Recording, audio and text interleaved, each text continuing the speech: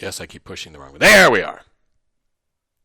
There we are. So that's Franklin Roosevelt during the Great Depression. There was only radio, right? There was no TV. There was only radio.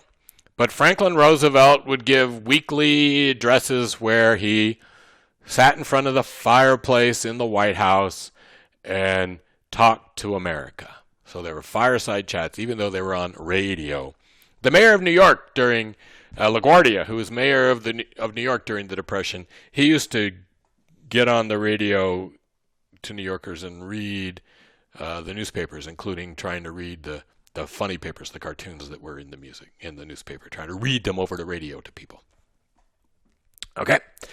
Anyway, so the history, remember, the Great Depression is this huge demand recession. People still to this day argue about what caused it.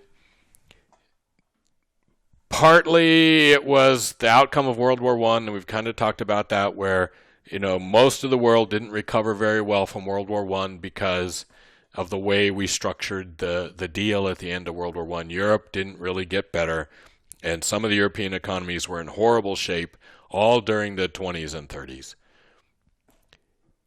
The stock market hit a bubble. The stock market was going up, and people had invested their money in the stock market, and it was a bubble, and it was a crash, and it destroyed or disturbed the financial system. As that happens, the Federal Reserve didn't do, well, it depends on who you talk to. Some people say the Federal Reserve did do what they were supposed to do, and some people say they didn't. Most people are on the didn't side, that the Federal Reserve maybe couldn't have stopped the Great Depression, but they could have made it a lot less great if they had wanted to by what they did. The farm sector in the United States, there was a huge drought, and there was what's called the Dust Bowl in the 20s, and the farm sector was a mess. If you've never read The Grapes of Wrath, you should go read The Grapes of Wrath. So the reason the Great Depression was so great is that there were multiple bad things that were going on all at the same time. The financial markets, the stock market, the farmers, right? What's going on in Europe. There's all of this stuff happening all at the same time. And so you get a Great Depression. Okay? The 70s, we have the supply recessions that are caused by oil prices going up. Oil, did I say oil? Oil was $5 a barrel, and a year later it's $15 a barrel, and then a year later it's $35 a barrel. So basically the price of gas goes from 25 cents a gallon to $1 a gallon in a year. Imagine, and I may have said this in class, but imagine that gasoline, which is what, $2 a gallon now, that you wake up in October and it's $8 a gallon, or $10 or $12 a gallon. That's slightly going to disrupt you in the economy, right? If it's $200 every time you fill up your gas tank, that's going to have a negative impact on you. Okay? So huge impacts across the whole economy in the 70s from oil price going up, and we have multiple recessions and lots of inflation because of this oil thing and these supply shocks. Okay? 91, we have a little tiny baby recession, which is actually during the Gulf War. The first Gulf War, the war in the Middle East, everybody is worried that we're going to have oil problems again because they're fighting around the oil fields, causes a recession. But it was a demand recession, not a supply recession. 2001, we have a recession, which mostly, it actually happened before 9/11. So Las Vegas had a recession after 9/11, but the whole country didn't. But Las Vegas did, but the whole country didn't.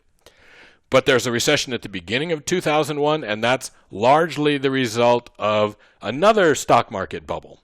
So if you're thinking, the stock market going up way too fast is a bad thing. So in the 90s, all these tech stocks take off, right? That's when you get the boom in Microsoft, the Amazon, Dell, all of these techie stocks, their prices just shoot up and shoot up and shoot up. And then there's a crash because they were too high.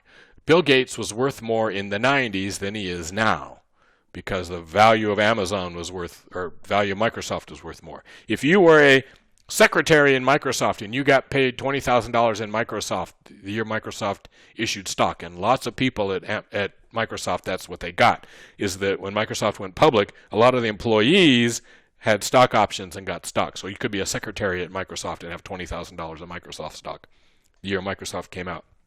If you had sold it at the peak, you would have been worth $15 million. That stock went from $20,000 worth to $15 million worth in less than 20 years. Okay? So there's this boom and a crash in tech stocks, and it causes a problem in the United States. 2008, the problem is a boom and a crash in the housing market. People are buying houses they can't afford. We already talked about this. We get the idea. But if you look at these recessions, the Great Depression is in part caused by an artificial boom in the stock market. The 2001 crash is caused by an artificial boom in the stock market. The 2008 crash is caused by an artificial boom in the housing market. If you're Minsky or Hayek, you believe that we are headed for another crash anyhow here in the United States because of the boom in the stock market. We have to talk about all this still. Okay, so we just passed this law, and again, not that I'm, again, one day I'll be an old white guy.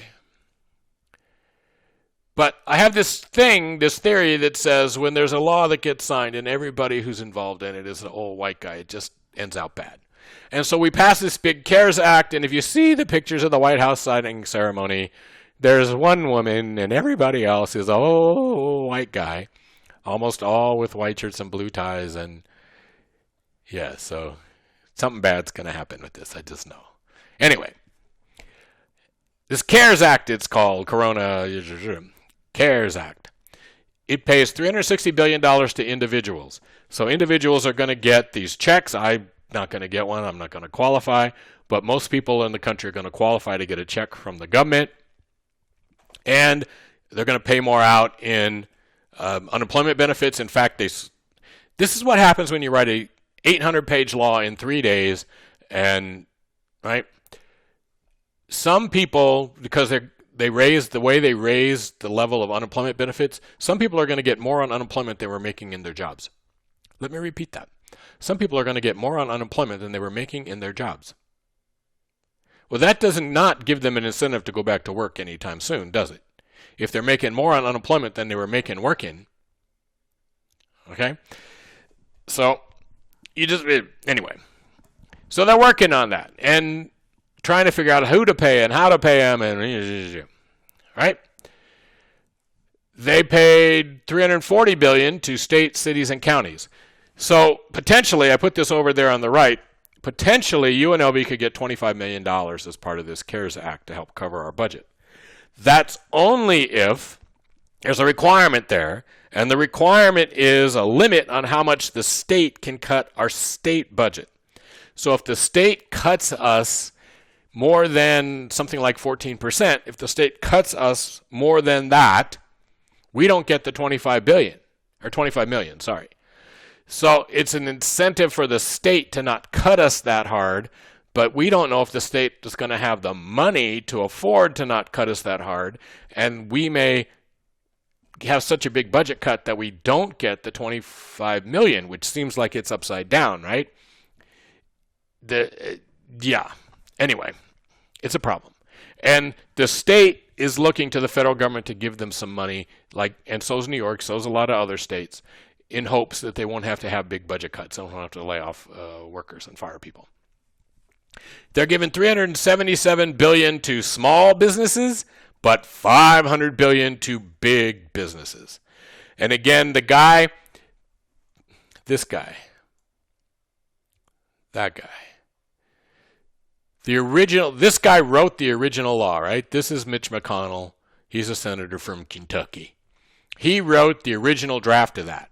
And in the original draft of this money was just a slush fund that this guy could do anything he wanted with. The Democrats said, no. And they held the bill up for a weekend to try to get some restrictions on how this money could be spent.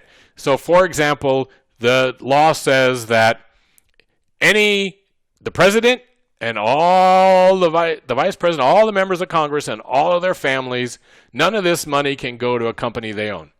So the whole Trump empire, the Trump resorts, all that, in theory, can't get any money from this. Okay? In theory, they can't get any money from this. However, it's not clear that the enforcement mechanism is there to actually enforce this. So Mnuchin up here, the Secretary of the Treasury, might still give money to corporations they like and not give it to money to corporations they don't like, or different people in Congress could benefit. We know that 4 members of Congress got a briefing about how bad the virus was going to be and what its likely effect on the stock market was, and all 4 of them went out and sold their whole stock portfolios the next day. Okay? They're all under investigation. They might end up getting kicked out of the Senate or going to jail or whatever, who knows, or, they're rich, they got good lawyers, they probably, nothing bad will happen to them. But that's the kind of thing that happens in these huge, messy bills when you write an 800-page bill. So there's no way to know. And $500 billion to big corporations, $377 billion to small businesses. They're having trouble, as I'm talking about this, figuring out how to get the money to the small businesses. And they're working on it, and they say they'll get it done, but we may lose a bunch of small businesses before they get it done. In fact, we probably have for sure. And then there's a whopping $200 billion of the $2.2 trillion that goes to healthcare and safety issues in the healthcare system. Exciting? Yeah. Okay. So, why do some people not think that the government can make good on all these promises? Okay? Aside from my own skepticism that they always manage to mess things up.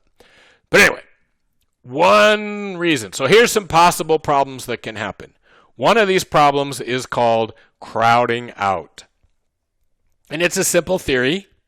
It says that the government has to go borrow this money, right? So the government's going to go borrow $2.2 trillion over the next few months to make all these payments. Okay? Well, crowding out says the financial markets aren't unlimited. And if the government's borrowing $2.2 trillion, maybe people in the private sector won't be able to borrow because the government's soaking up all the money that's out there to borrow. Okay? Generally speaking, there's no proof of this. If the economy is booming and the financial markets are having trouble keeping up with all the private sector demand for loans, yeah, okay. But during bad times, people stop borrowing. Businesses stop borrowing. Normal people stop borrowing. And it's unlikely that the government is going to get in the way of the private sector during the boom times. But then the government has to make sure that it gets out of the way when times get good so that businesses can go back to getting too much debt. So, we have this theory which somehow is attached to Keynes even though he never said it. In the old days, we used to call this the liquidity trap. There's a Star Wars joke in this. If you get that, if you don't get it, then don't worry about it. That's what the guy in the middle is. It's a trap. So there's liquidity trap. Nowadays, we don't use the word liquidity trap. We say zero lower bound. What's that mean? Well, interest rates, when they hit zero, there's pretty much nowhere else for them to go. A lower bound, zero lower bound. They're close to zero. You can't really lower them more than that. Okay? The point of this is that there comes a time when interest rates get so low that lowering them doesn't even matter. It's not even to zero before you get to zero. So if interest rates are 0.75% and we lower them to 0.5%, are you going to care? Are businesses going to care? Is anybody going to care about that difference between 0.75% and 0.5%? That little coin? No. Okay? So if we go back in time, we go back to time in the 2000s, the discount rate, Fed funds rate were about 5.5, and the economy starts to weaken, and so the Fed starts to lower. So every couple of weeks, every month, whatever, the Fed is lowering 0.5%, 0.25%, and they lower here in a little bit. And every time they lower, stock market jumps 100 points, 150 points, 200 points, okay? So the stock market jumps up every time the Federal Reserve lowers interest rates.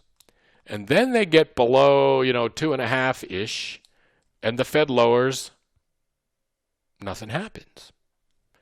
So the Fed waits a little longer than it had been waiting for a while, and then it lowers again, and nothing happens. So they sent out a note, and the note said, we've lowered all we need to, and everything's good, and we stand ready to use all our tools. And it was a totally bogus letter because they knew and everybody else knew that we were in a liquidity trap. It is zero lower bound problem. That lowering the interest rates had gotten so low that lowering interest rates weren't having any effect on the economy anymore. Okay, we're certainly there now. What's supposed to happen, let me